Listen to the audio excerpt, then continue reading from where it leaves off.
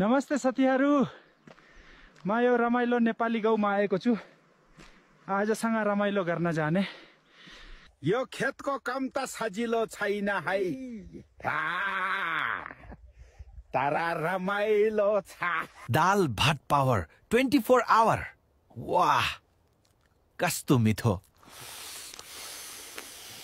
यो गाउँको शान्ति त मान्छुने जस्तो लाग्छ।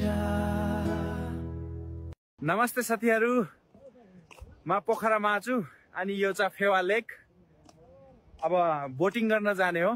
यो पनि कस्तो शान्त छ, मन एकदम शीतल भयो। हाय, यति बोटिङ एक्सपर्ट हो यार। अब यो भ्यू हेर्नुस्, हो हेभन जस्तै छ नि। पोखराले माया गर्न मज्जा दिन्छ। अब फेरि भेटौला। नमस्ते गाइस, यति now officially KTM scooter pro हो। अब त हलिउड मुभीमा आउने जस्तो फिल आयो। ओहो सर, आइपुग्नु भो। अब त यतिको रेसिङ लाइसेन्स खोज्छ नि। लाइसेन्स खोजेको हो? मलाई त मोमोको मेन्यू मात्र छ, एक्स्ट्रा झोल पनि मेन्सन छ। जाम्बा, आऊ मोमोको घर।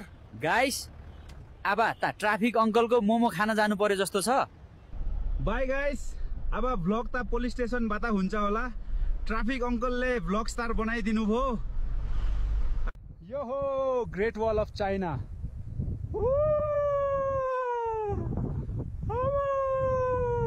यो मोमो जस्तो देखियो, तर चाइनिज फ्लेभर हो। खाना ट्राई गर्न पर्छ है।